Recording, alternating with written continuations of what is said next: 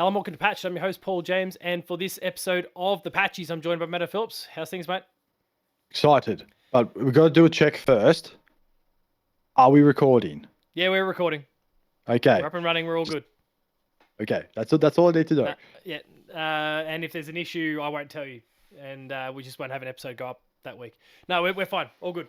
The Patchies, for anyone new to it, is the most coveted video game industry awards show. It's the one that if you're a developer or an individual, you absolutely want to be involved with, and you cross your fingers and hope that you're on the right side of the discussion. There's some stupid ones where we take some pot shots at people and criticize and critique and make fun of a lot of the dumb things that goes on in this industry, just as much as we celebrate the good things that have gone on as well. So we're gonna have a bit of fun with this one. We've got I think each got about 10 or 11 different kind of miscellaneous awards, as well as some of our more serious ones. We will kind of get into those first. That's where we talk about things like the best indie. We've got our top 10 games for the year. We've got best game from another year. We've even this year we've kind of done away with our DLC and expansion category that we've gone with in the past because the line is getting so blurry with a lot of that these days with live services. But also too, I don't think was there even any DLC this year? I sort of feel like DLC was very light on this year. I'm sure there's something at least. Probably Donkey Kong. That's about it. Donkey Kong, but even that, that wasn't great. Maybe we'll bring it back for next year because The Witcher 3 is supposed to be having an expansion coming out in May.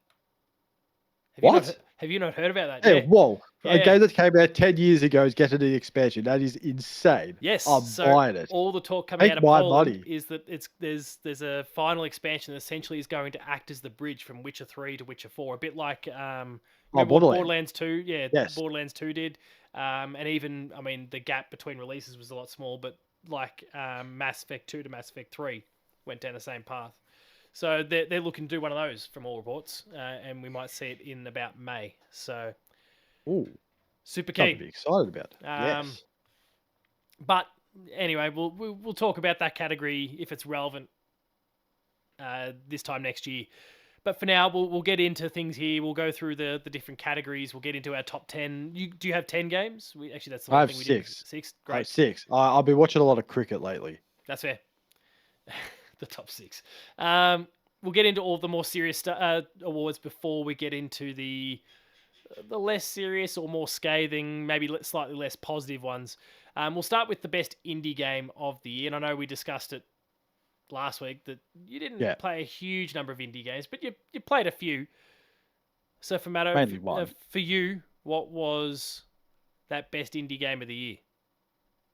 Clay Obscure Expedition 33. I can't wait to I won't say any more now because it will come back up later in the episode. So that's all I'll say about best indie. I'm sorry, but I would have loved to have played more indies this year. I just didn't. That was the only one I played. I'll talk more about No, by default. Yeah. By default, it is Clay Obscure Expedition 33. You've had to scrape the bottom of the barrel to make that one an indie. Yes. But I'll talk more about that game in that capacity a little bit later on. So for me, my number one indie from the year is Dispatch, the episodic game there. Lots of really cool storytelling and I mentioned it a little bit in the various different updates episodes over the course of November, and I can't remember when the episodes were all rolling out now. Was it October, November? November, December? Because otherwise then we've probably got an updates where I still need to talk about it a fair bit. Hang on, when did the last episode come out? No, mid-November. So, yeah, it was October, November. So, yeah, I spoke a fair bit about it, and then the November updates episode. Lot to love about that game. But, yeah, that's my top indie game of the year. Our next serious category is the best game from another year. Matto, what was the best game you played from another year? That one I definitely played a lot of games from. Good. Another year. But one, and only one, stood out. I played like a Yakuza, is it like a Dragon Ishin? Played that. Yep. It's good. But not the best game I played in 2025. And some others. I can't remember off the top of my head. But they do not fit the category. When I played this, it was back in, April, May I played it. I had the game Yeah. for 5-6 years. Never played it. Didn't really care about it. Then I played it this year. Thought, you know what? It's on my backlog games to play. Or last year, not this year. I'll play it. I played it.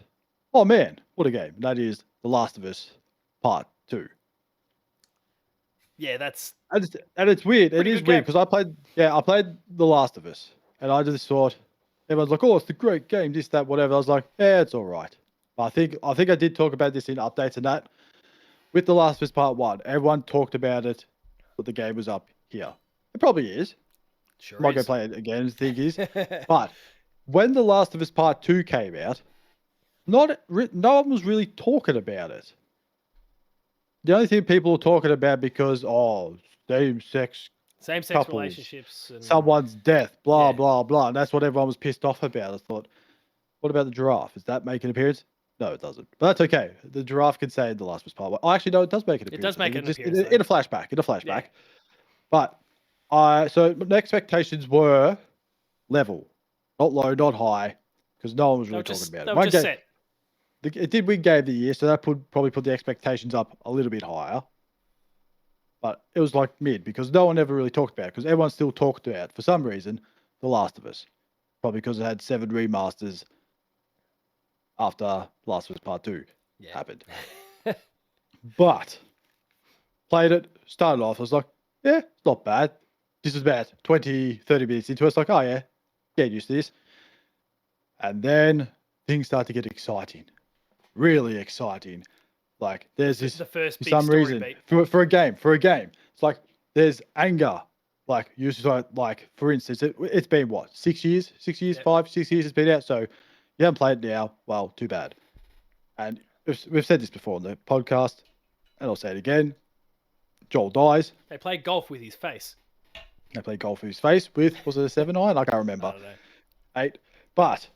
And people got pissed off about that. And I thought, oh, okay. Well, I didn't really too bothered about it, but I think it was more the brutality. We never saw it. We never saw him get hit in the face with a golf club. We just know it was a golf club. Yeah. So that's fine. That's fine. But the thing is, though, it was just the anger in that part there. I thought, oh, I want to kill all these people. And it's very rare in games. It's really rare in games where I just go, I want to kill all these people. So like, oh yeah, I'll see this person again. I might just save them and let them go. But not in this case. My anger was just directed at it. It was like, I want to kill every single one of these bastards for what they did. And I'm not going to go that far in the story, but the game itself is very, very dark. Oh yeah. Very dark. Honestly, I can't think of many games that have kind of been more serious, more intense, and yet darker for longer. And I can maybe toss out as a very recent example, actually, Octopath Traveler 0 kind of goes down a similar sort of path in terms of level of darkness, but it's also as long as it is because it's a JRPG and the nature of the combat, and you kind of get breaks from it because the combat is just a bit of a grind at different points. It's not this sort of intense roller coaster that's consistently getting worse and worse in the right ways. But the thing is, though, I feel like it did need to go down that path of darkness because, like I said, there's a lot of it's brutal. Like I'm not that's saying it nicely. It is brutal of what happens, and also too, there's like after the start where you say, oh, I want to kill these people. Then there's one incident where you do kill someone. You're like, oh dear, I've gone too far. The Vita guy. Vita Aloy girl. No, Aloy. I would say Aloy because it is voiced by the same person from Horizon. Really? Yeah. Can't you hear the voice? No, I didn't pay that much attention. Oh, Tiny Tina, whatever. When that happens, you're like, oh shit, I've gone too far. Then we go play it again from someone else's perspective, and you think, oh man, these are like the same people. It's like the same story, this, that, whatever. And then get to the end. Yeah, okay. Yeah, Laura Birch. That was I was trying to think. Ashley Birch. Yeah. Ashley Birch. Yes. Ashley Birch. Laura Bailey is then the she plays Ellie. the other. No. Laura Bailey plays. The other main. Abby. Yeah. Abby. Yeah, I knew there was like critical role fighting against each other. That's how I look at it.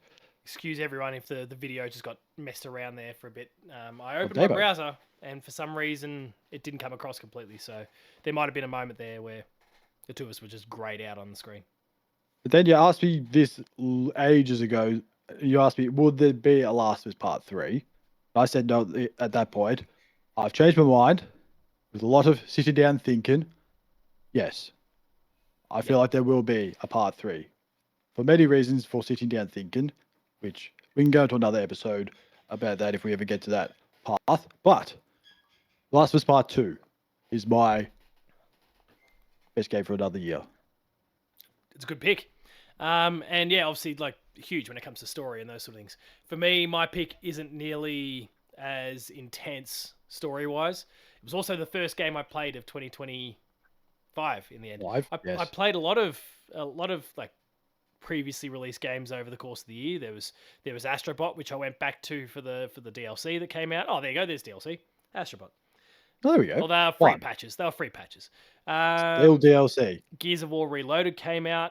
Yes. If you want to get technical, then Octopath Traveler 0 is in there because it's a re-release of the Champions of the Continent, the mobile game. I won't count it. It's a full-blown remake, and they've really retooled everything. But what else? What other re-releases were there? Forza Horizon 5 when it came to PlayStation, I played. Yes. Indiana Jones, I finally got to. Yes. Snake Eater, I got to for the first time. Right at the beginning of the year, they put out Donkey Kong Country Returns HD on the Switch. Ninja Gaiden 2 Black came out. I'm just making sure I don't miss anything at this point because I've committed to a lot of it. Oh, like I played all 3 Gex games. Oh, Gex, yeah. Gecko and Deep Cover Gecko. It's crop, isn't it? But the best of the lot was at the very beginning of the year when I went back and played Monster Hunter World. And specifically to go into Iceborne, but you kind of don't play one without playing the other anyway. Once you're mucking around with Iceborne, you're still playing World, and you're jumping back to regions from World to go get your gear and all that sort of stuff. And just, oh, fuck, it's so good to play. So, there's not a lot really I need to say. The design of that just holds up incredibly well. Better than Wilds. I still need to put more time into Wilds. People will note that Wilds doesn't feature on my list at all. Not necessarily because I don't think it belongs in the top 10. Though I'm pretty happy with my top 10 games. But it's just I need to give it more time, and I haven't done so yet. So, but yeah, Monster Hunter World is absolutely incredible. Next up then is that new edition. The 2025 game that we wish we played but didn't. Matto, what game is that for you? Dispatch. It's definitely a game nice.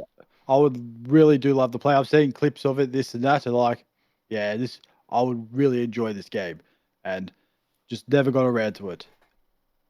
But maybe this might be the year I get around to it. Don't know, but you won't it's definitely on my on the hot list of games to play. Yeah, you'll buy it once you finish it. Once you finish a game, and you can go buy another one. Then yes, that is correct. Linking into we'll keep each other accountable through our updates over the course of this year. We might kind of revisit some of the news resolutions throughout our updates episodes. Over the mid-year, keep ourselves accountable. Mid-year review. Oh yeah, little check-in. So for me, the pick is Hollow Knight Silksong. Because we spoke about this last week. For years, I've been talking about how much I was looking forward to this game, all the hype. I played it back in 2019 at PAX and all those sorts of things. And then the game came out, and because of I was playing like Metal Gear Solid Delta Snake Eater for review, Gears of War Reloaded, and even Dragon Drive at the time.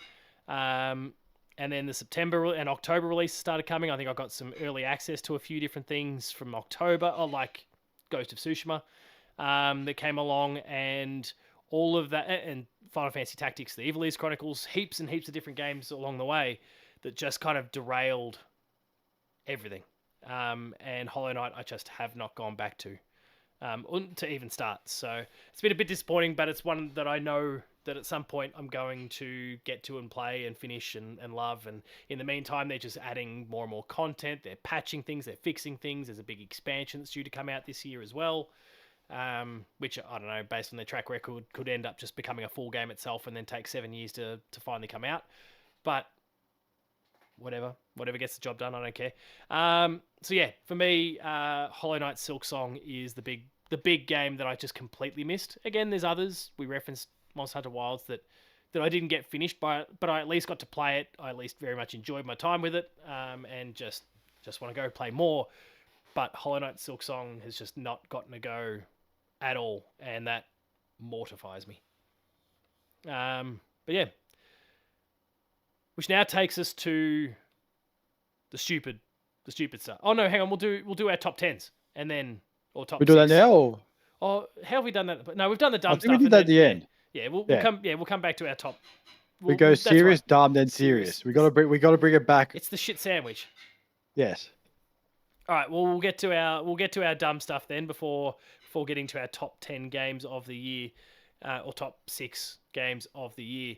How do you want to kick things off? You said you got 11. I think I've got 10. So 10 or 11. I can't remember. All right, I'll start us off anyway. I usually do with this. 3, 4. We'll double check. 1, 2, 3, 4, 5, 6, 7, 8, 9. Yeah, I got 11. So that put me first if that's the case. I start first and finish last. That works. Actually, I think I've only got 9, but that's all right. It doesn't matter. That doesn't matter. Doing it on my phone means that there's spilling over lines, but that's all right. Who cares? Anyway, do 1 or 2 of them, and then we'll just alternate from there. All right. We might have some things double up anyway, so it doesn't really matter too much. Okay. Yep. Okay. Good. So I'll start us off. Go for it. So my first award is the best thing I purchased last year award. So the thing I was so happy purchased that nothing's going to beat it, and it is this $25 controller I got from PAX. That's the that plays my Switch 2. What's it called again? 8-bit Do. The 8-bit Do ones, yeah.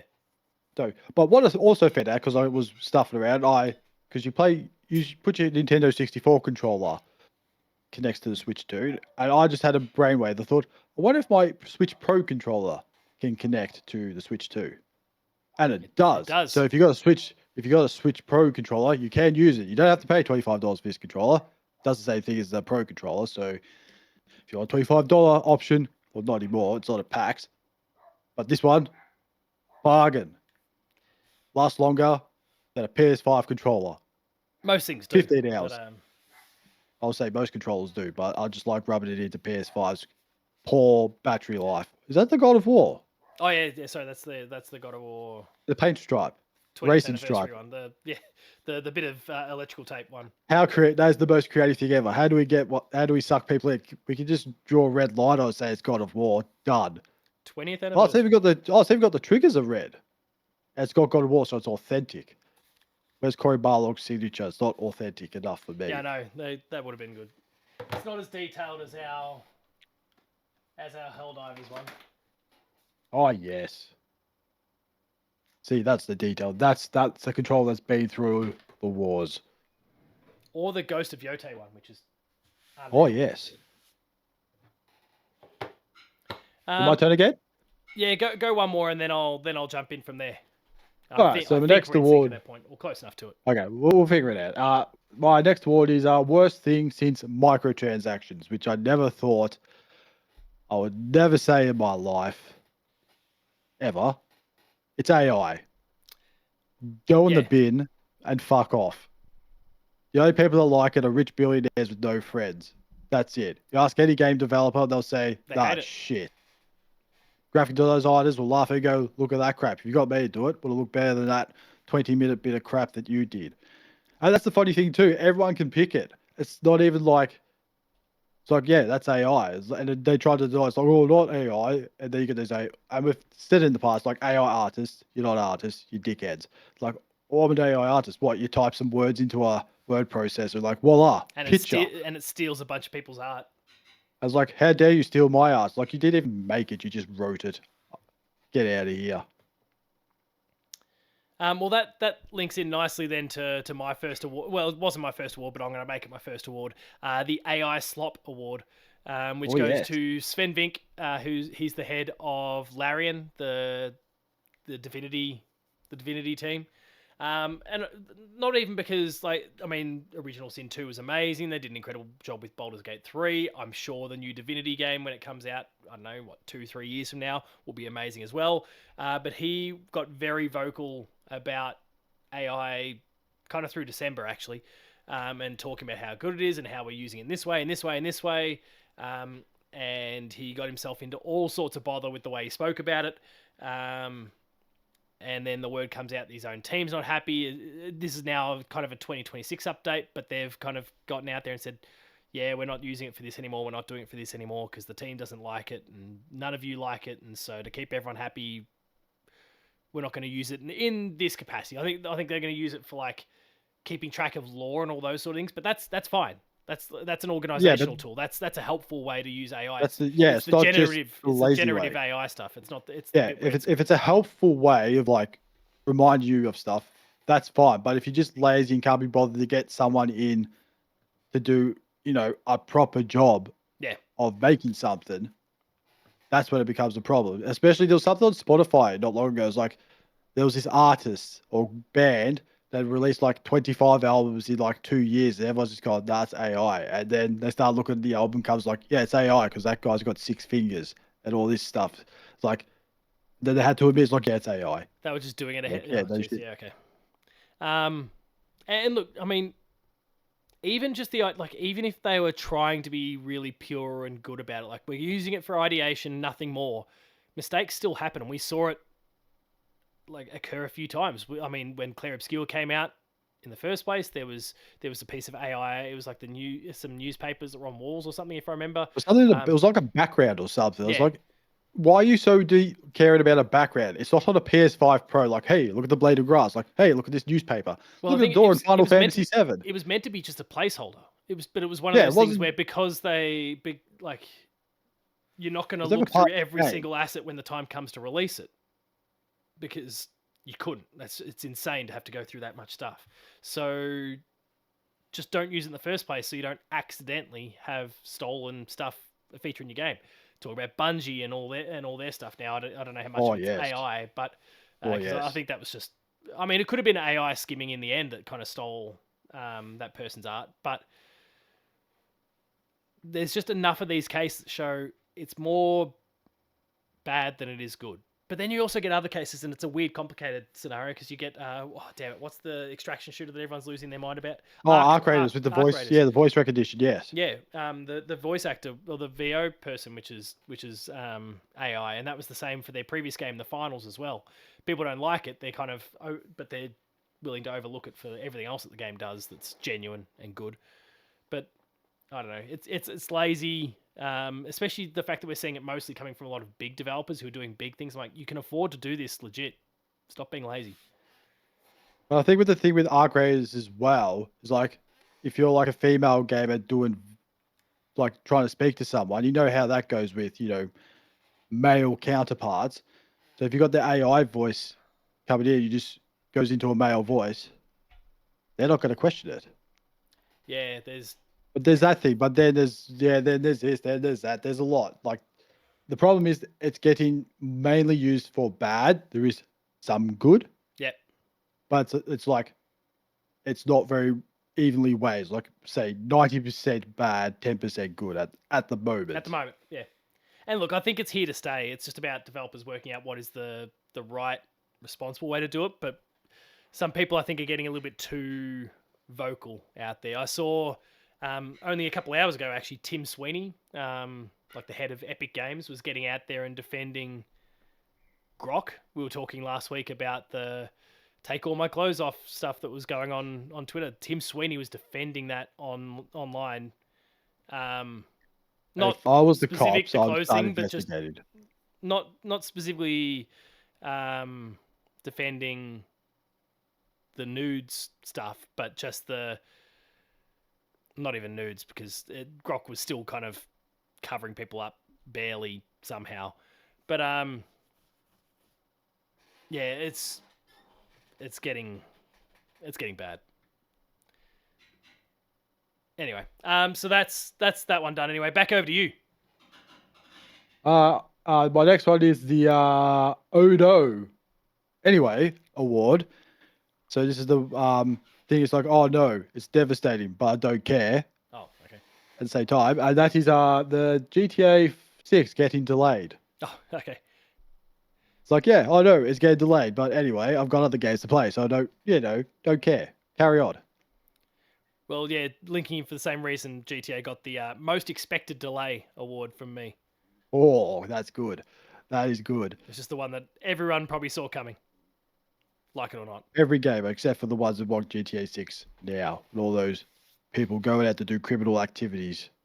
They're not. They're just playing games. Get it. Go away, politicians. Yeah. Go deal with your own problems first. Yeah, get your shit together first. Stop using my money to go on flights. Use your own bloody money. Yeah, Elbow. Stop spending all our money to fly. Yeah, anyway, fuck. Print your own paper. What's your next one then? Oh, let's have a look. Host of the year. So I'm giving this to I say a account that I thought gave the best post, and that goes to GameStop for at the start of the year posting to all the people whose PS network went down, couldn't play their digital games online, and tweeted, "Bet you all want physical copies now." And I absolutely thought that is brilliant. Because what are you going to do about it? Nothing. You got no internet. But also later on in the year, when Games Pass prices went up, there was a little meme going around with people. It was like a thing, like a little cartoon throwing his Games Pass membership in the bin. Oh yeah, the Toy Story I don't need you anymore one. And then holding up the Games Pass, and then like 10 years, 15 years later, throw Games Pass in the bin and grab it out. Game Pass can't say, "Oh, hello, my old friend." And I thought, it's brilliant. I know it's not going to get their sales up at all or anything, but I thought it was quite funny. Yeah, I think it was just entertaining. They're like GameStop, EB Games. They're in a death spiral at the moment. Obviously, we've heard recently here New Zealand's shutting down all stores. There's a lot of stores in the US, GameStop stores that are closing. Like things are starting to fall apart, which is a shame because there's still a place for physical media, but that's the shame in the whole thing. Is the fact that it might be harder to get physical games rather than EB or GameStop because they're just dodgy. Yes. They just gouge you for all your money, and they've not been a very likable business for a long time. And I think that's probably helped encourage people to jump ship sooner. But it's also their postage situation is absolutely ridiculous as well. It's like, oh hey, I want these 4 games. Oh, we don't. You can pay postage for this one. It's at a different store, and then pay postage for this one at another store. It's like, can't just bundle them into one and just, do it that way, like every other company does. Yeah. See, like that Elder Worlds 2 game, like I got that from Target. After we spoke about it last week.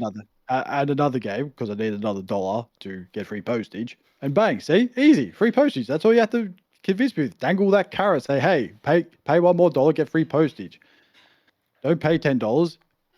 Pay an extra $60. So like, yeah, done, sure. Get rid of that $10. Done. That's a good call. Well, my next one, and I referenced this before, is the best indie game that isn't an indie, and that goes to Claire Obscure Expedition 33. Okay, yes. Where I can't count it. Like it's got a big publisher attached to it. Yes. It's brilliant. Obviously, like it's. We'll talk. I guess we'll talk Game of the Year stuff, like our specific top 10s later. It's gonna feature on my list, but it's not an indie game. It's got the soul of an independent game. It's got all the heart and the energy, like all the vibes they put out. Ticks all the right boxes.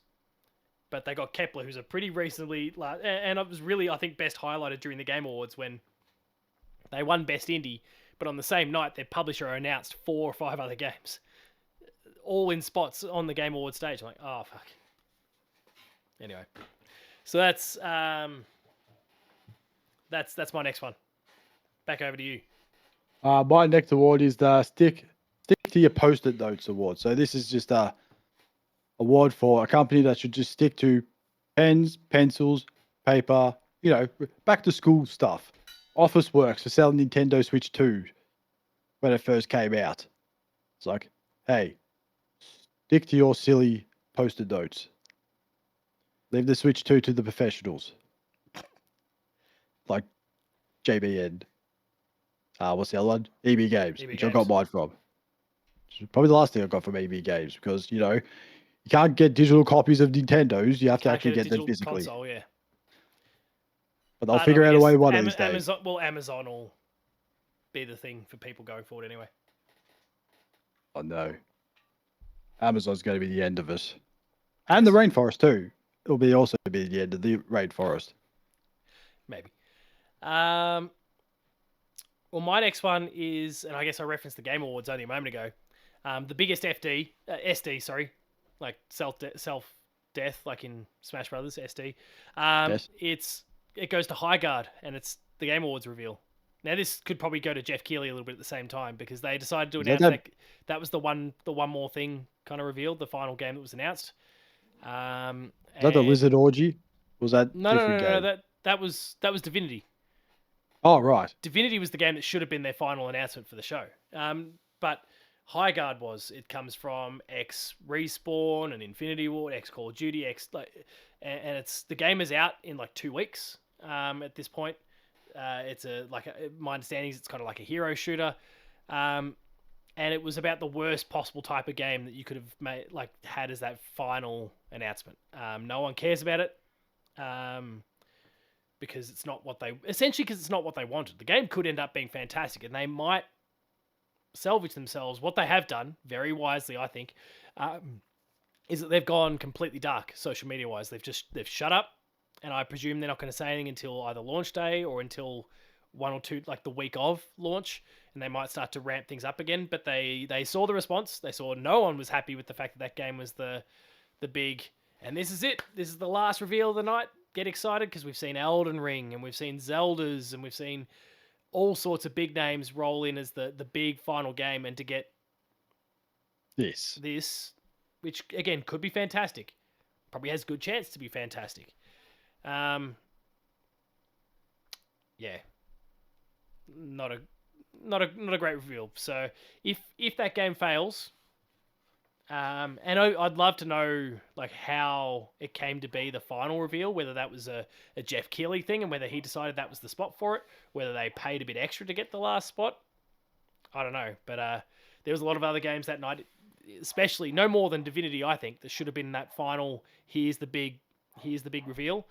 They didn't do that. They announced a brand new game that was a multiplayer hero shooter, and right down to the fact like High Guard is Overwatch, it's just a derivative name of a game that's already out there. Like, let's see what happens on I think January 27 when this game comes out. Oh, 27th. Yeah, it's literally like 2 weeks away, 2.5 weeks away. 26 actually, no, because I remember it being Australia Day. I was going to say, it was a bit weird being released on a Tuesday. Seems a bit of an odd time. Unless it's American time, then it would be a Monday. It might, yeah, actually, yeah, I don't know. It could be the 26th, which then converts to our 27th, actually. So we'll see what happens. But yeah, High Guard. If you're a flop, it's going to be pretty obvious to why. Well done, Game Awards. Back over to Jeff. You. Look, he's done a lot of good things over the years. He's barely missed, but this might be his first real miss. Even higher than Wrap It Up. They didn't do a good job of respecting the people, but in terms of the game announcements part, which is obviously the part that's bringing eyes and ears to their screens. All right. My next award is the Common Sense Person of the Year. So this is the person who has some sense, actually uses some logic, and that is I'll get his name right. Joseph Fares, the creator. Joseph Fares, yeah. Fares, yes, I think he was he the creator of Split Fiction. Split Fiction, the developer. It Takes Two, and A Way Out, and yes, Brothers. I'll get to that because people are upset because you can't 2 female characters, blah blah blah. And I'll read a little quote from him. He said, what the fuck is this? So there was a little YouTube comment said, another feminist propaganda-soaked game, walk on. So that was guessing the trailer to Split Fiction. And he said, what the fuck is this? I guess it's somebody reacting that there are 2 women. Let me say this. In Brotherhood, the game we did, Yep. There were 2 guys. 2 guys. A Way Out, 2 guys. In It Takes Two, there was 1 guy, 1 woman. and now there are 2 girls in, and everybody's complaining. Didn't complain about the previous, 3 games, 2 guys. Well, no one complains about 2 people being in the same game. I said, come on, man, and it's also based on my daughters, so there's a reason for the 2 characters. I totally don't care what you have between your legs, and that's not interesting to me. Good characters is what's interesting to me. See, that's common sense right there. Good characters, not gender. But also, See? typical Smart Joseph man. Fares fashion, he began with "What the fuck is this?" And that's the way What I the want. fuck is this? That's how I want Joseph Fares speaking at all times. Fuck the Oscars. Was that guy? That's him. Yeah. Oh, he's my hero. Yeah. No, Joseph Fares is an absolute legend. But yeah, that's where we're at. Fuck, keep talking about it. My dogs are going nuts. I'm gonna herd them away for a minute. Keep talking about Joseph Fares. I don't have anything else to say about Joseph Fares. All right, I'll deal with my dogs. I'll deal with my dogs during an appropriate little gap. Maybe when you go to start your next thing. All right. So I guess then my next one is they've stopped. They must have known I was going out. My next one is, and we were talking Joseph Fares. His team's been working with EA for the last few years. The Selling Your Soul Award goes to EA for Oh, didn't they ever sell their soul? They sold their soul to the Saudi Wealth Fund. That's that's bad news. Really anyone who knows anything about the Saudi Wealth Fund, it's basically the Saudi government, and they are trying to buy shares in like everything. Video games have been one of the big things that they're really trying to come across as the good guys. They've bought up chunks of golf, like live golf is a thing. Yes. Live golf is their thing. They've bought up stakes in lots of video game companies. They're trying to get involved in lots of sport. Like they want to be seen as the cool, fun guy. And then you look into their background, it's not great. Yeah. Everything they do to women. Human they rights. execute anyone who's gay. Like it's wild what goes on in that country. And look, they're not. I guess the only thing I can give them credit for is that it doesn't seem like they are then telling the developers and publishers and anyone that they work for that you can't have a gay character in your game, or you can't do this, or you can't do that. But I also feel like it's only a matter of time before that does happen. I say, just imagine Mass Effect if they just said, no, you can't do this. It would be like the most boringest space game in all of history. It would make Starfield look good. It would look like an A+ game. Like, yeah. Oh, it's just all men. I think that's gayer than anything I've ever seen, if that's the case. Yeah, I know which way you meant it. For all those little dickheads out there that, lose their mind at Joseph Fares' game having 2 women in it. Yes. Absolute fine. fools. Have a game. It's also going to be have a game full of all men. Call it gay then. Like it doesn't. Yeah. I hate women, so you're gay. Congratulations. So many flaws in. Yeah. But it's also going to be interesting too, because apparently, gambling is illegal in that country. So it's going to be interesting to see if the whole microtransaction thing is going to stay, or is it going to go? Of course it will. They want the money more than anything else. And look cool. Look at me, kids. I'm cool. So yeah, good on you. Fuck you, EA, and fuck the Saudi Wealth Fund. Who continue to just nice knowing you, EA. Nice knowing you, EA. Yeah. I still have NBA Live 2004 quality game. No Saudis involved in the development or publishing or release of that game. All microtransactions. That's why it makes it a top tier game. Quality. All right, talk to me about your next one. Oh, what do we go with? How many I got left? Let's see. 1, 2, 3, 5 left. Okay. So I'll go with Better Luck Next Year. So this is just maybe try better luck this year, I should say, not next year. This year. Just last year probably wasn't a great year for them, but try it better this year. That is AAA studios getting it outdone by indie studios in every single wave of form. Yeah, pretty much. What are all the games people were talking about last year? We'll say Clear Obscura. I know it's not. Hollow Knight. Silk Song. Yeah, see? Or Dispatch as well. Everyone's talking about them. No one's talking about Assassin's Creed, Doom, goes to Yote. Not as much as they are not as much as those other games. So maybe try harder this year, unless you get outdone by indie games again. If that's the case, better luck next year. Yeah, next year. My next award goes to a team that I very much like, but needed a smack between the eyes after what they did this year. The Stay in Your Lane award goes to Remedy. For okay, yeah. They went down the multiplayer path and it didn't exactly work for them at all. Because FBC Firebreak is fine at absolutely best. It's fine. So they're obviously working on Control 2. It's going to be out next year, supposedly. Oh, sorry, this year, 2026, supposedly, unless there's some sort of last minute delay, which is great. But they could have done better. They didn't. The game was solid enough, but they didn't have enough content planned for, like, in the initial release. They didn't have enough in the pipeline for in the future either. They just screwed up the launch, and then ruined the game's chances.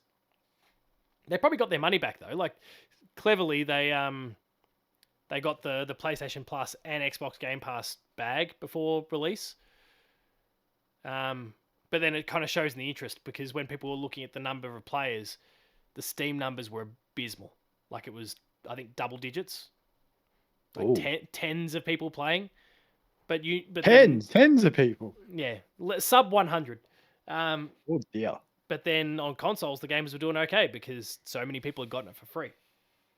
But of course, they're not making money then from those people because they got the game for free. They just got their money from... I think the hope would have been that game comes out to consoles, does well on consoles, PC gamers then go, oh, I want in on that, and they buy it. None of them did, because the game wasn't that good. So, Remedy, back to your single player stuff, please. No more of that. How many more did you say you've got left? I've got 4. Yeah, we're back in sync. I've got 4. So, over to you. My next award is the Shutdown of the Year, and this is going to a Twitter account that I never thought I would give high praise to.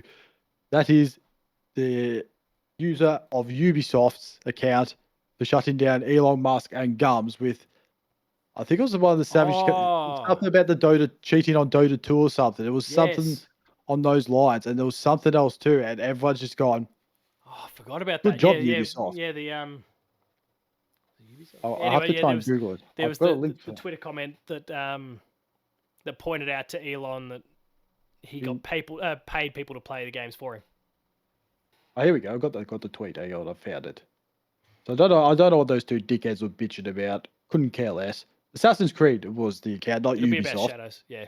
And it's something about, it's like, is that what the guy playing your Path of Exile account told you? So there must have been some. I don't know what the I'm not. I'll log in. Something I haven't done in a long time with this shitty website. And see what it gives me. It gives me the contents. I'll put my password in wrong. That's a good start. Come on, show it to me. I'll laugh if they if you got rid of the Oh, here we go. Oh, right, okay. So, Dickhead Gums, who I've muted on Twitter because I'm sick of seeing him, he said, okay, you can tell a lot about Ubisoft with how much money they are throwing at terrorist platforming streamers. So I'm guessing it's something about Israel, Palestine, and all that. Yep. And Elon says the name of the guy is a fraud. Sellout would be more accurate. Objectively, he's promoting a terrible game just for money. And then Assassin's Creed came in and said, is that what the guy playing your Path of Exile 2 account is telling you? And it got 718,000 likes compared to old dickhead, money stealing frauds, old Gums, 23,000. So, suck eggs. And the most followed person on Twitter, the person that no one likes, only 21,000. So, who's the winner? Who's laughing? Fuck off, Elon. Fuck off, Grums. His name Grumps. I couldn't care Grums, less yeah. what his name. Grubs, Gums. I couldn't give a shit what his name is. Bleeding Gums Irritating, Murphy. irritating little man that stole people's money. That's how I look at it. That's not bad. My next award is titled the Fence Sitter Award, and it goes to Microsoft for not being able to commit to being to its console or to being a third-party publisher.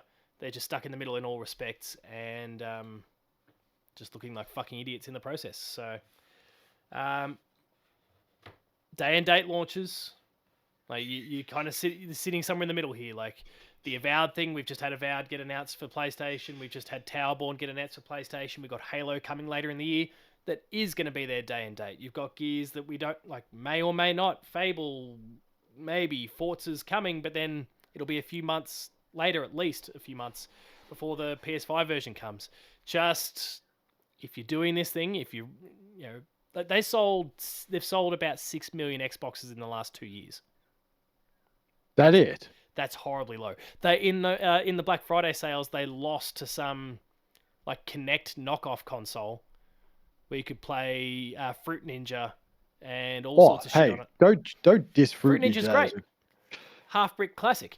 But they sold less units than that during the Black Friday sales. Oh, that's great. They can't get like their console's a mess. They're jacking up the price of Game Pass. They're sacking developers left, right, and center. Like they're canceling games along the way. More on that soon. But then,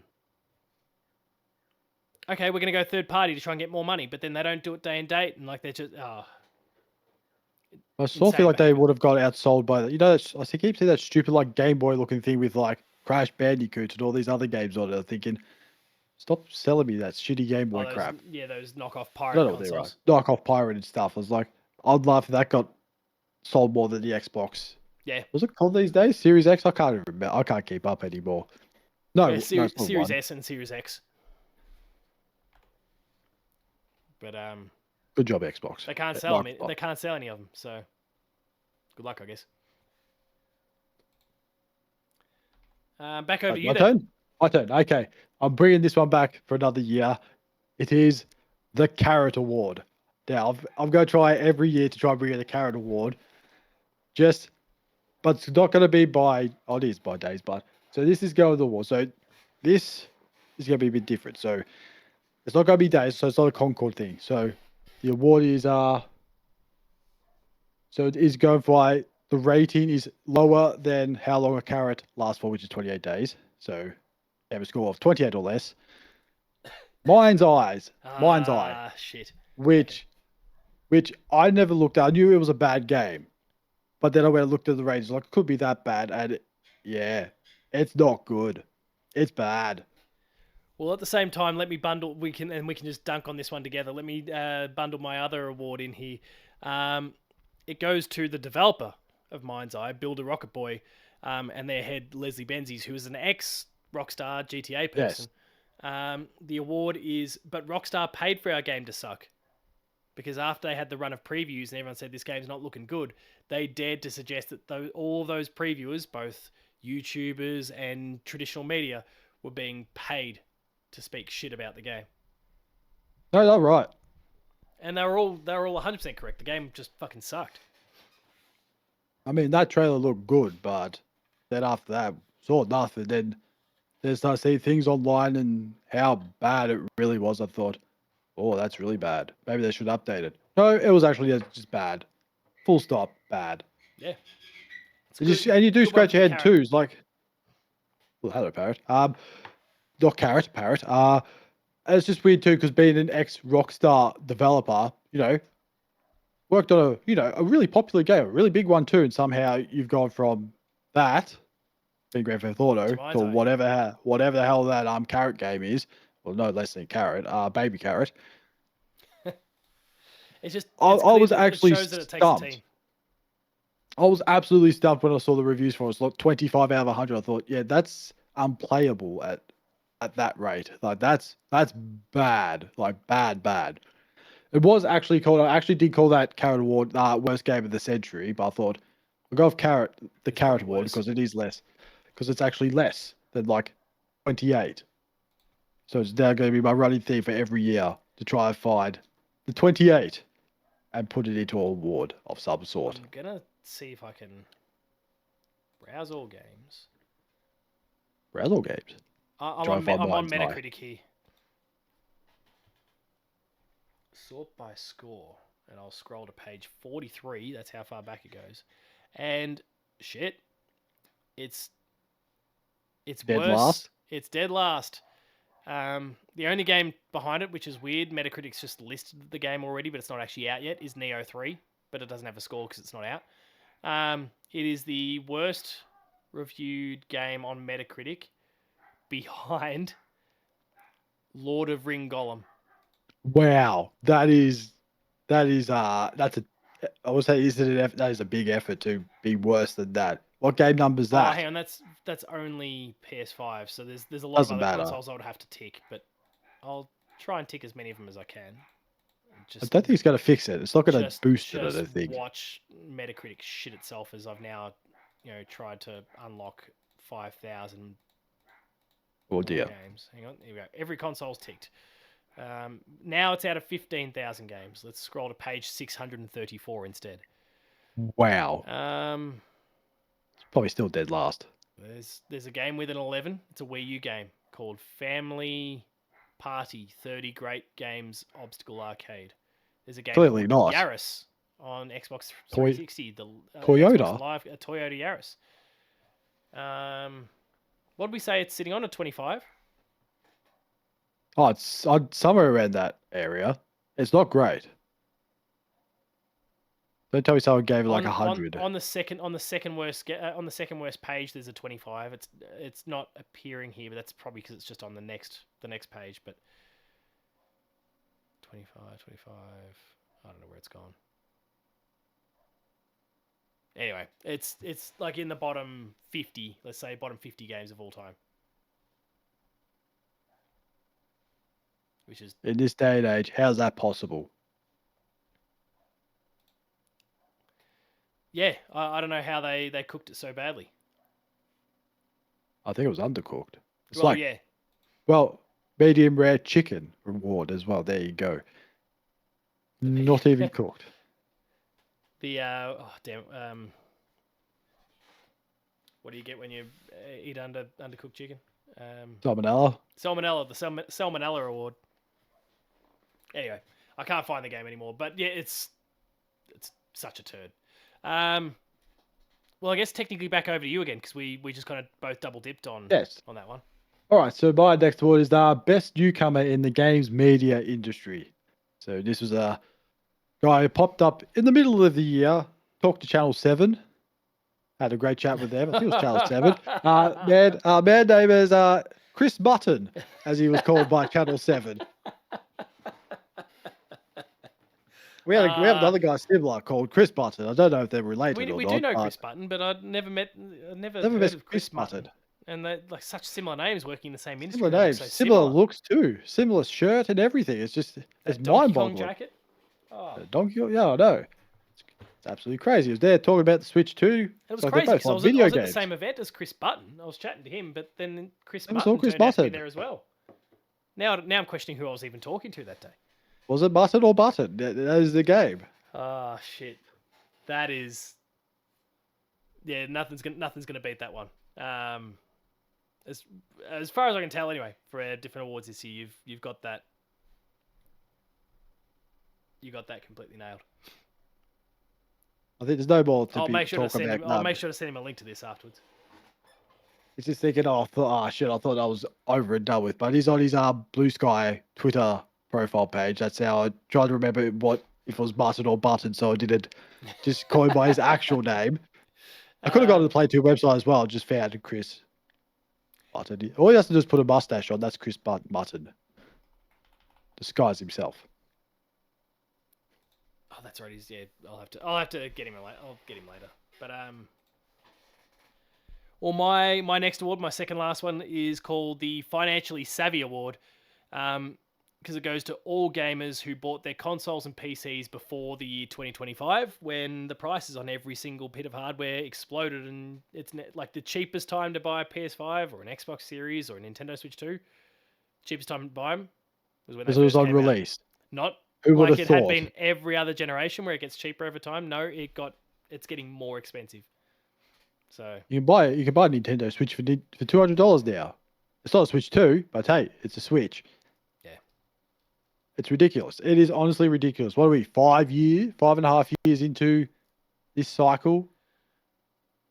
Something like that? Or 4? Yeah. Oh, it came out in late 2020. So yeah, basically 5 years. I've honestly never seen consoles go up in 5 years. They usually go down with better deals. Like, the crazy thing is people are expecting it to get worse because of the costs of RAM and all those sorts of things. Oh yes. Yeah. Let alone next gen consoles to come somewhere down the line. I hope the rumors that they're going to delay a year work out, because as I say, ball in a cup is looking real good at this point in time. all those old games we used to play, the old paddle on a ball, I know the one. That's good stuff. Any ball activity is pretty much coming back. Go play Knuckles for a bit. Throw the boomerang and hopefully it comes back. If it doesn't, it's a stick. So, oh mate, I know what I can do. Go get one of those those things. You get your dog. You put the ball in the little machine. It shoots it. Oh yeah. Yeah, I'll get one of them today myself. You shoot the ball and go chase it. Yeah, give me some exercise. Well. Fight with the dog. I can make a game out of it. Just go Happy Gilmore style and go find a baseball machine and just let them shoot balls at you. Get ready for that hockey season. Well, we're on to I wonder if a man with one hand is going to come and talk me out of it. Chubbs? You're acting like a damn fool. Damn it, Happy. Oh, my number one. My final award. Final award. This is my standard Idiots of the Year. I usually give this award to a person, but for the first time ever, and probably for the forthcoming future, it is going to one company and one company only until they do something properly. Microsoft, for doing Microsoft things. I don't know. You can't defend it no more. I can't do it. It's like, oh hey, we got these really cool games coming out next year. Oh, don't worry, we cancelled it. No, 6 months later, cancelled. Oh, we got all these amazing developers. We sacked them. Yeah, I'll bundle mine in here because I said my last award was the worst layoffs of the year, and I said Microsoft. Now, honestly, it could be Warner and a bunch of other teams as well, but Microsoft are the worst for that. So, they're a joke. They're the biggest loser. Yeah, by a long shot. It's dead last. They're down there with old mind's eyes at the moment of just. And their console got beaten by Kinect. By rip off Kinect. That's even funnier because the Kinect sucked. Oh man, I remember cash converters. Stopped working on that 10 years ago. I remember cash converters. You go in there and just all was there games on the wall, all Kinect games, because no one wanted that. Because hey, you need like a 40-meter square room to play. Use your Kinect. Like, well, that's pointless. They don't have that big of a room. Yeah. No one did. But yeah, like I said, they talk about how great, or Phil, we'll say Phil for now. He said, I played this game, it's really great. 4 months later, cancelled. Perfect Dark, they'll talk about that, cancelled. Everwild, cancelled. Cancelled. And then they'll talk about Fable, saying how good that is. Guarantee, cancelled. But just. Well, we'll see, because we've got. Knowing how their luck is, it's just, it's ridiculous. Big new MMO from. I can't remember what they called it, Project Raven or something.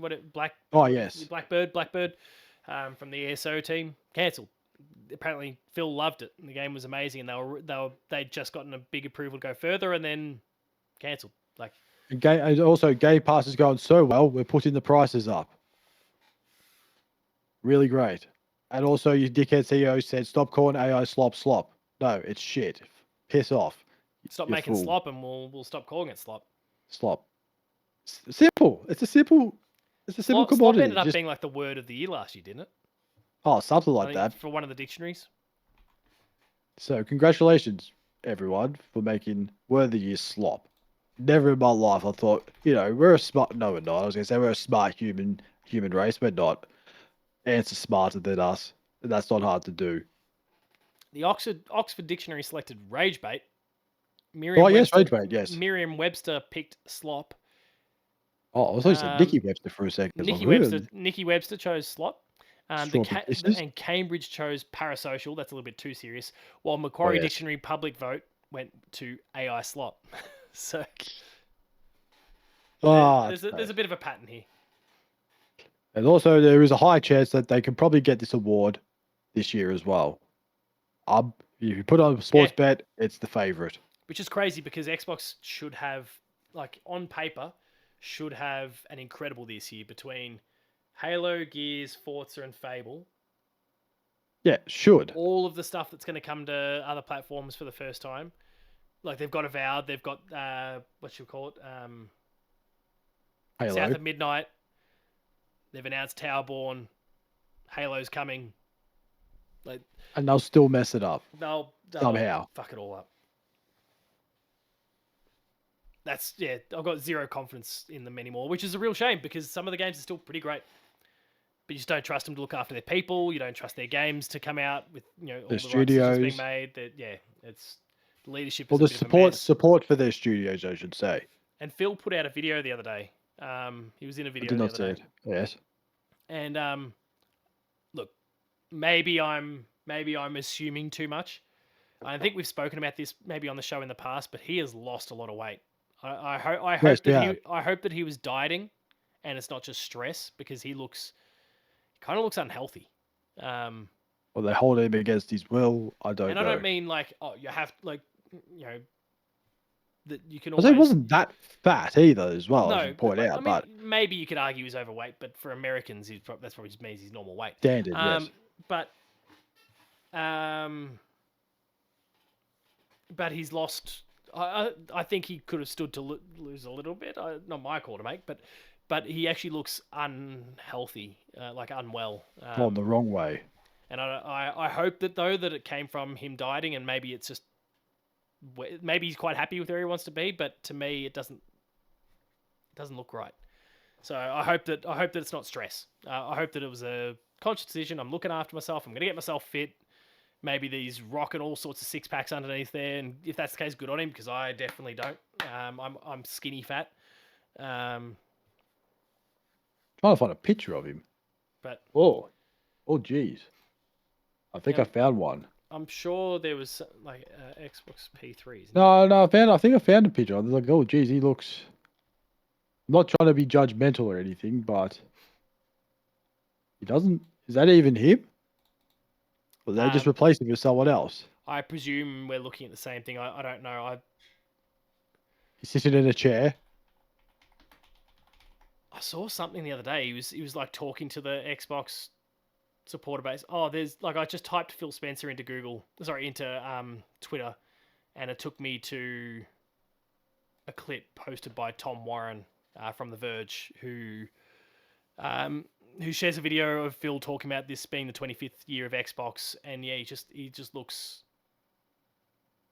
I don't know. Doesn't look well. I hope he's doing all right. Could be wrong about all of it, but that's all of our not so serious stuff done. So we'll come back to the final piece of bread on the shit sandwich here and talk about our top games of the year. Have you just tracked down that video though? Oh, about to. Have a look. Oh. How was that? Gen 9. Yeah, it almost looks like half the size.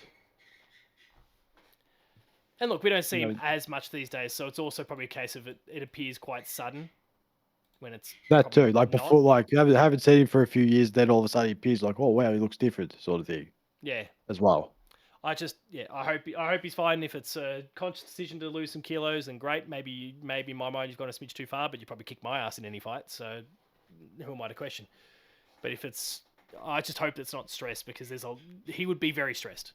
I think there's a lot of decisions that have been made that he probably wouldn't have made if he had absolute control himself. And he's at the moment kind of the human punching bag to everyone on socials and that's got to be a media. lot, right? Oh yeah, I would hate that. Having to try and like, and we've seen it a lot with Microsoft, just like try to dodge the question, and he's sick of probably having to dodge the questions all the time. And there's nothing he can do about it because it's sort of feels like it's now out of his control. It's like, say this, don't say this. So don't even mention this. Like, don't even mention Tango GameWorks or whatever being shut down. Just deflect it. Yeah, it's a pretty shitty spot that he's in. All right, let's get into our top games of the year now. You've got 6, right? Yes. And I've got 10. So I'll roll through my 10, 9, 8, and 7, and then we'll go from there. We won't mess around too long with them. This episode's already gone for north of an hour. But my number 10 game, and again, keeping in mind, I referenced Monster Hunter before, unless I've gone and finished these games, I'm not even putting them on my list. So my number 10 is Mario Kart World. I don't think it's as good as Mario Kart 8 or / the deluxe version, not by any stretch, but still a hell of a lot of fun. I'm still playing it semi-regularly with my wife or with my kids or with all of my family. Having a great time with it, doing exactly what you referenced before, getting my old Switch Pro controllers and using them as controls for the Switch 2 so that I don't have to go and buy a new Switch 2 Pro controller. Good times. Having a good time with Mario Kart World. My number 9 is... Oh, and sorry, I'm also not putting remakes, remasters in there. I'm not putting remasters... Sorry, let me get that right. I'm not remakes, putting remasters. Remasters or ports. If it's a full... right. So, yes. like, Dragon Quest 1-2 remake is coming up in my list eventually. That's a full-blown remake of the whole thing. So that's okay. But my next game here is... So that takes me past... Because I've actually got all these things in my IGN playlist app all ranked in order over the course of the year. So I have to skip a few as they're like games that came out from past years or whatever it happens to be. So my number 9 is Doom the Dark Ages. Because it may not be the best of the 3 that have come out, but a bad modern Doom is still better than most games that release. That was a blast to play. The whole stand and shoot thing felt really good. Throwing the shield into an enemy and then watching it just slice through them. But yeah, not so much standing and shooting. You really had to keep moving. But it's such a good fun game to play. The dragon thing was a bit off. It didn't feel great. But there was lots of other really awesome parts of the game that I loved. So Doom the Dark Ages is my number 9. Number 8 is a game that came out fairly late in the year. And I felt completely broken by it early on. But then very quickly came to love it. That's Sectori, the twin stick shooter from late last year. The one that's very Geometry Warsy, very Housemarque inspired. By the time I was done with that game, like finished my first run, it took 12 hours or thereabouts to finally beat that game for the first time. But once I did, like I was in love with the way it played and learning about how all the different enemies work and how all the different power ups work and how you can unlock them and how you can kind of optimize your run to give yourself every chance of success. It took a good week in the first place to even get anywhere near the end. It probably took another week to then actually finish it, but I just loved every second with it. So. Sectori is awesome. And then my number 7, I just referenced it before, is Dragon Quest 1 and 2, the HD 2D remakes. Finished them, got the platinums on them. Great remakes of games that pretty much have been inaccessible for a very, very, very long time. Start counting down from number 6 for us, mate. Number 6. All right, so my number 6 is Mario Kart World. Nice. Same. I had a lot of fun with it. I thought it was great, fun, chaotic. Like I said, same again. Not as good as 8, but still good. I kind of wish there was more circuits rather than sprints. Yeah. But other than that... Yeah, there's too many just point-to-point tracks rather than... Point-to-point tracks than circuits. But overall, it's fun as hell. Like, you can't argue with a fun Mario Kart game or just anything like that. No, I'm with you. It feels so good to play. And they're going to add heaps to this game over the course of the whole Switch 2 generation as well. Yeah, awesome. I really do hope they add some more circuits, if that's the case. Yeah. That's all I'm hoping. No, I like it. We'll I like the thinking. Oh, yeah, sorry. That's Yeah, right. yeah, We're so alternating. Yeah, we're back. you're Sorry, there. I Yes. just did a whole string. I was like, I'll wait for him to go again, but Yes, no, yes, we're back in go sync. on. So my number 6 is Donkey Kong Bonanza. Nintendo's best game of the year by a good way. It takes a lot of that DNA from Super Mario Odyssey. Obviously, yes. Yep. And brings it back here. Certainly, like I remember when that game first got announced, I was like, "Are we doing Odyssey 2 here?" Because like the look of it, style of it was right, and then obviously they introduced Donkey Kong, and that was blown out of the water. But the way you can bash through the environments, um, there was a lot of creative freedom there for the players. And you could find all sorts of golden bananas tucked in all sorts of random corners. If you just decide to go exploring, you can come up with some really creative ways to skip things to get to your destination. I think you can finish the game in like 30 minutes if you build things in certain way, like throw things in certain things. You can kind of skip gigantic chunks. That's the level of freedom there is within this game if people are willing to kind of toy around with it. But it's just good, endearing fun. It probably went on for this game would probably be a little bit higher if it didn't go on for a few too many layers. There was probably Yes. three too many layers in the game. That's the different worlds for anyone who's not played it. The different worlds that you go through on the way through to the finish. There was probably three too many of those. Yeah, there's sort of just there's one world there where it's just basically just dirt. Yeah. And you kind of think like you could just get rid of that world. It's kind of pointless, to be honest. Compared to some of the other worlds you go explore. Just that one just seemed like unnecessary. And like, did we need the racing one? No. Feast world or the feast layer, like there's little ones. I'm like, they don't need to be here. You're coming up with gimmicky themes. They still play all right. They're still fun enough to play through. But like, I don't need this, and you're now just kind of dragging things out. But it's one thing Nintendo should learn too. Stop doing gimmicky shit. It doesn't work. Oh no, I think it works mostly for them. But they just got a bit too carried away. They it's the old too much of a good thing. They gave us too much of a good thing. Just thankfully not way too much. They didn't completely overstay their welcome. It wasn't hours and hours later. You're like, just get the fuck out. Like, yeah. Back over to you then for your number 5. My number 5 is was going to be another game, and then I finished that today, and it completely got removed. From this list, and this one came in because I sat down and I thought, I enjoyed this a lot, and that is Dune: The Dark Ages. Yeah, cool. Because I would have put this probably at number 2, but it sort of got knocked down to number 5. Basically, like you said, the dragon levels, the sentinel levels, they just felt unnecessary. Like, yeah, do it once, cool, fine. But I think like you said, the gunplay is great. I like the cutscenes. I found the cutscenes exciting, which is something, especially in previous Doom games, we haven't had a lot of is cutscenes, mainly because it's just Doom guy on his own, so it's kind of pointless to have cutscenes. But I think overall, yeah, like you said, gunplay is great. That shield is brilliant. I love that shield. That's so good, that shield. And yeah, it's like hopefully the next Doom game they sort of get rid of those two things. They just stuck with like just core combat. Just you don't need to add anything fancy in. You can just go with fancy. You just go with combat and just throw a cool little thing in. Like for instance, the shield. Like you do a Doom Eternal. All you did was just rip people's skulls out and have a chainsaw. It's good. People loved it. You don't need to do anything over the top. It's just show gore and people love it. That's all you need to do. And that's my number 5. That's a good pick. My number 5 is 2 Point Museum. The game that until Octopath came through at the end of the year, and just big meaty JRPG, 2 Point Museum was my most played game of the year by a considerable margin. It's just so addictive to get into it. I finished the year getting the platinum for it. That was the last big gaming accomplishment of the year, was to make sure I got the platinum for it. So ticked off the last few things there. The sense of humor they've had in 2 Point Hospital, Campus, and now Museum is still there.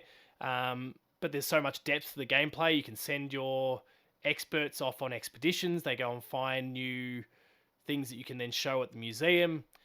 You collect enough of them. You do research on those to improve the quality of them. That makes the exhibits more interesting to guests that come through. There was a really cool cycle that you would go through gameplay-wise that would keep that game constantly interesting, and then it's just got a great sense of humor that ensures that you're always going to have a little chuckle on the face throughout your time with it. It's the best of those games so far, and 2 Point Campers was really fucking good, but 2 Point Museum goes even further. So that's my number 5. All right, my number 4 is Monster Hunter Wilds. Well, when this came out, like February, came out in February. Yeah. I played it, honestly thought, yeah, this is my game of the year. Hands down. Don't worry about the rest of the year. Man, how wrong I was with that. That's just more of a Incredibly compliment to wrong. everything else then, right? It is. But I think I do get what you're saying with the whole open world thing. It's just why they just didn't do what they did with Monster Hunter World and just have one Zones, location. yeah. So it's because it makes no sense. Just, hey, just go to here. It's like, you can just do that. Just, hey, I want to go to this part of this area. I'll go hunt there. It's not like, oh, I have to travel all the way here. I know you can I know you can fast travel and all that, but it just seemed it's the same with what was it? Same with like Mario Kart World with the whole continuing just do sprints Connecting instead them up, of yeah. connecting all up. It's just there was nothing wrong with the old way. Like Monster Hunter, right? It was a what? Hot Rise one on Switch, Rise. Rise was the Switch world before Yeah, that. same thing. Like there's nothing wrong with that. It's just one area, go explore. Yeah. And but overall, I thought it was great. I had a lot of fun. That's what you wanted. I'm very Monster keen. Hunter I'm very game. keen to get back and actually finish it up, and it's probably going to be my favorite game from another year when we get to the Patchies of 2027. So, but I've for got no now, more to add. Monster Hunter. That is all. The Monster Hunter. well, my next one then, we just referenced Octopath Traveler. My next pick is Octopath Traveler 0. A remake of Champions of the Continent, which was a mobile game that Jamie's spoken a bit about on the show in the past. He loved it. I wasn't going to get into it because of all the gotcha stuff. Matto fell asleep during the conversation. That is true, yes. But now actually having gone and experienced it, like that game is, and we were talking about it when we were talking about The Last of Us Part 2 before, that game is so dark. Some of the stories that they tell are some of the most fucked up stories I've seen in any, or read or consumed in any form of entertainment. And yet still kind of grounded in a lot of ways as well, despite the fantasy and the magic and the this and that. I don't really want to spoil it. There's so many like individual stories within it. But I was hooked throughout. And then kind of it does the JRPG thing at the end of, okay, we're essentially fighting God now at the end. That's how intense these things usually end up. It kind of starts getting really carried away with that stuff at the end. But I was already sold 110% at that point. One of the best RPGs. No, sorry, one of the best RPGs of the year. Over to you for your number 3. 3. My number 3 is Donkey Kong Bonanza. Yeah, cool. Same again. A lot of fun. Loved it. It's quite interesting because at the end of the game, I started to get really, really excited because the real boss appeared and I started to get really excited. And then I think you referenced it in previous episodes of Patch where you go, when you look back at the enemies at the start, you go, it was right there.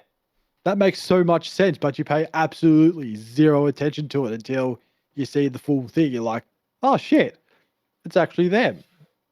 Yeah. It's mind blowing because you said, I thought, yeah, don't be stupid. I thought, how's it not obvious? And I paid no attention to it until I got to like the end game part of it. I thought, oh shit, I paid no attention to it. And you look at it now and go, it's so obvious.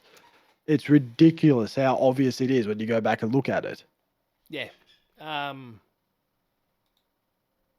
Yeah, it's pretty satisfying what they do with that. Over to your number 3. Yeah, my number 3.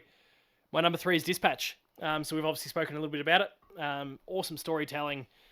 Completely invested in all of the characters, the way that story plays out. Even like they kind of gamify it a little bit more than what you used to get in the old Telltale games. In that there's the actual dispatching part of things when you're sending your superheroes or reformed supervillains off to go and kind of save a cat that's stuck in a tree, or go and help this person with this problem, or go and actually deal with people who are, robbing stores or whatever it happens to be.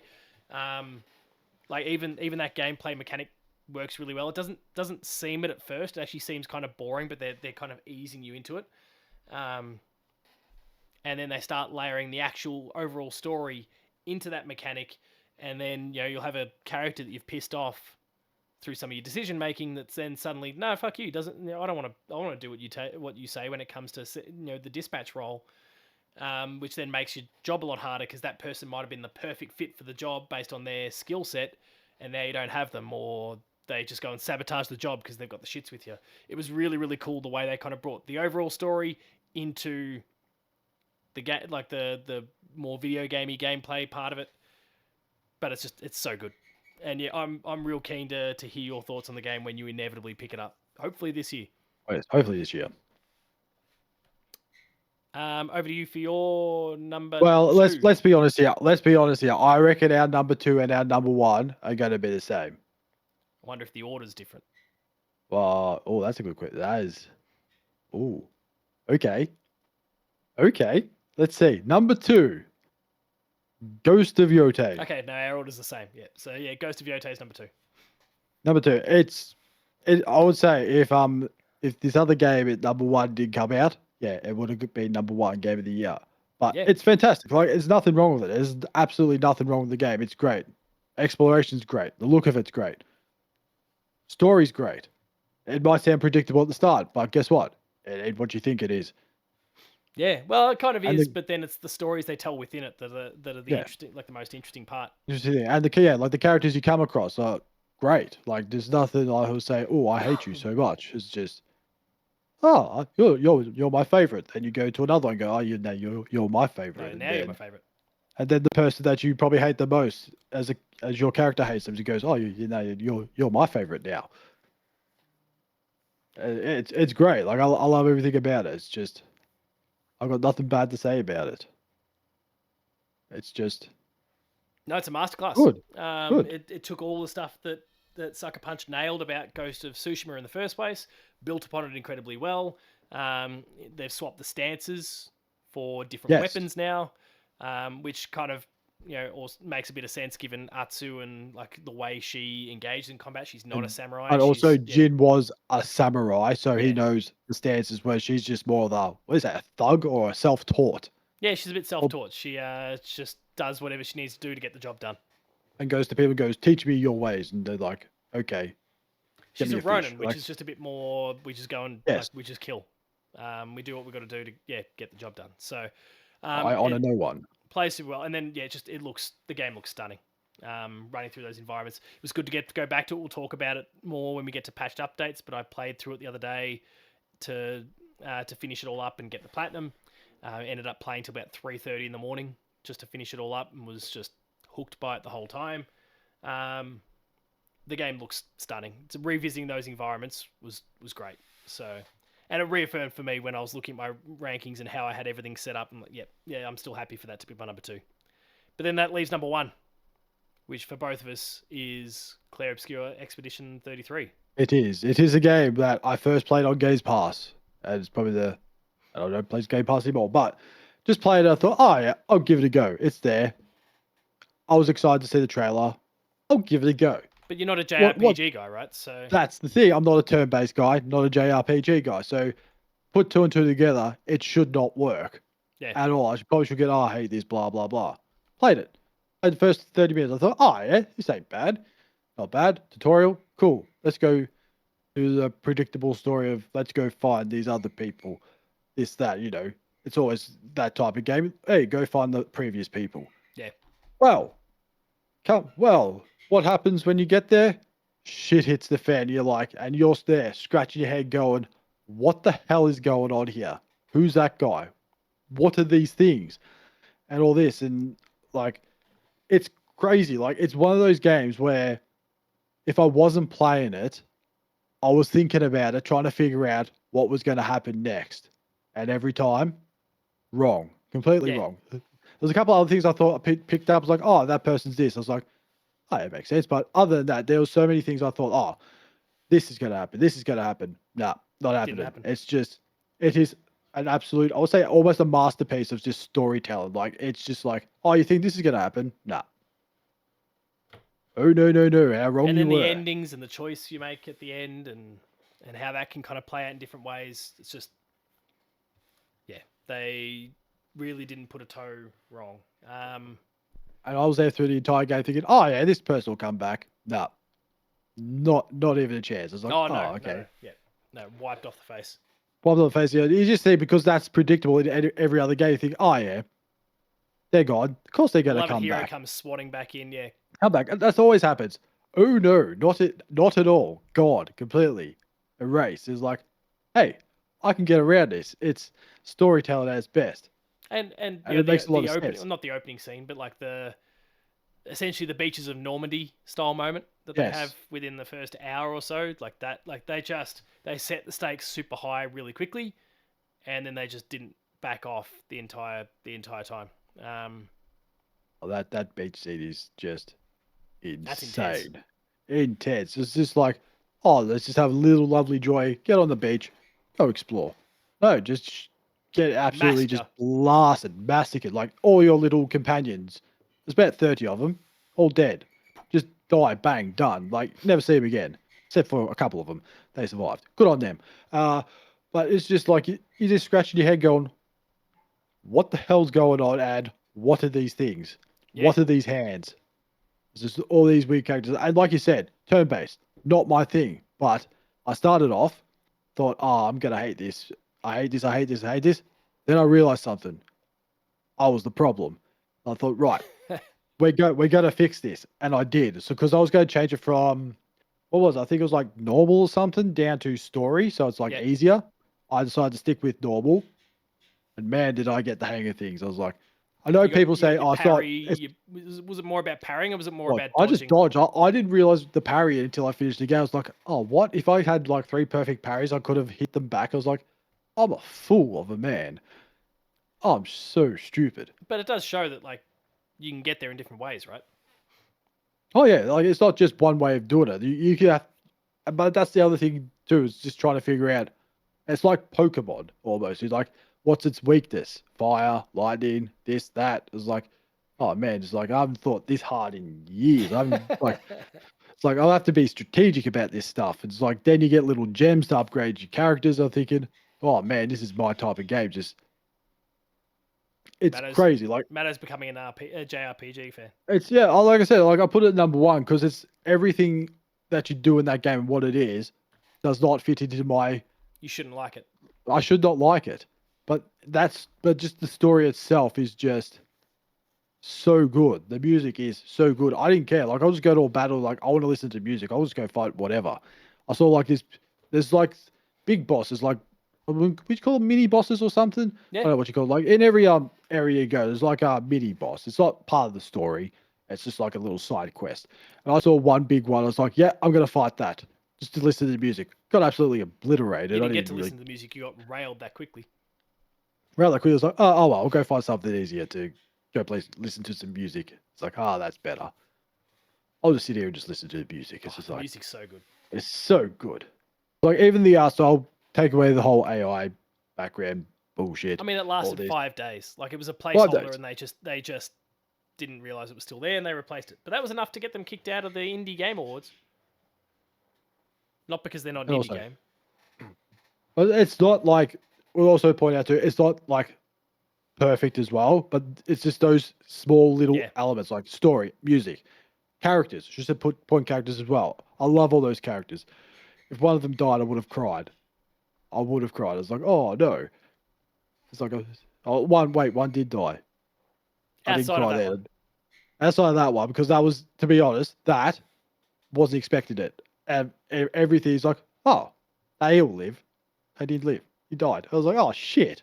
And you had, yeah, you weren't. Like, it was what like a third of the way into the game when that happened. So yeah, anyway, yeah, Not we even won't that. wander too much into Yeah. it because it's spoilers. But It sort of just throws you off. You're like, oh, okay, so I'm no longer this person. What is it sort of just throws you off. Then you gone. go back into it. Gone. And it's like, okay, cool, whatever. But it's just, yeah, it's just, I don't know. I can't explain no more. It's just one of those games that, like I said, wasn't playing it. I was thinking about it. And I haven't done that in years with games. Other games you just play like, yeah, cool, I've had enough. because Yeah. you just do that much exploring, you just forget that there's a story. Where this is just like you can do like side things, this and that, But but there's not much of it. well, not much of it. But you mostly just focused on The story, adventure. Yeah. the adventure. That's And I'm all great. for it. It's definitely at this point in this decade, it will fit in the top 10 games of this decade. But I don't know where at the moment where it will sit, because I've got to like sit through and think, what games is going to go where? But it's going to be quite high. Yeah, I think it'll be high. I don't think it'll be like my number one if we're talking about over decades or any of those sorts of things. I think it was the best game of this year, but also don't think it was miles and miles ahead like a lot of the fans out there would have you believe. But yeah, for my mind, still the best game of the year. But they did some amazing stuff. Loved it. There's not really an aspect of the game that they've failed to deliver in, which makes it. I know some people complain about Top the contender. map and compass and all that, but yeah. Oh yeah, look, it could benefit from that, and I'm sure they'll learn their lesson for whatever game comes next. Expedition 32. Or Yeah, that's going to be else. a classic. That's going to be a great Everyone's game. going, why isn't Expedition 34? All those people just exposing the fact they haven't played it. Jesus. Anyway, well, that's our top 10s, top 6s, our Awards. off-topic awards, like everything. The Patchies. That is the Patchies done for 2025. Yes. Do we call it 2026? Can't be 2020. The Can't be 2025 2026. show hosted in 2026. Yeah, because the games haven't come out in 2026. So, thank you everyone for checking it out. Thank you for everyone for watching the show over the course of the year and getting all of our regular updated thoughts on games as they were coming out. Sticking around as we talked about some of those different topics. We'll have plenty to discuss over the course of the year, and we'll get into kind of normal proceedings essentially from next week onwards, with news and updates and all those sorts of things. So, any other thoughts, Matto, before we wrap it up? No. Right. Say it was a much better year than 2024. Let's just say that. Yeah, it was a pretty good Good year, luck actually. 2026. I'll Good luck 2026. have to go check my list from 2024. Oh, it's quite forgettable. I know I had Helldivers 2 as my number one game, which is not saying a lot. I mean, I had for Final Fantasy 2010. VII Rebirth, so I was pretty, and Astrobot, which Alan Wake 2. I know that was from the year before. There was some good stuff in there, but yeah, you're right. It's not 2024 doesn't hold a candle to 2025, but we'll wrap things up there. If you enjoyed this episode of Patch, please be sure to like, share, and subscribe. All the buttons down below. Hit the notification bell. That way you're alerted to every new video the moment it goes live on the channel. That includes Patched. We've got gameplay videos. There's shorts, more. Check it all out. Visit the website player2.net.au for reviews, previews, opinion pieces, news, features, links to the podcast series Patched, the Player 2 Pixelcast, and Dev Diary. You'll find us on Patreon, patreon.com/player2au. And finally, there are the socials. Matto. Hello, Phil. Paul, James, Games, myself. The website is player2au. Thanks a lot for watching. And like I said, normal proceedings next week. We'll see you later.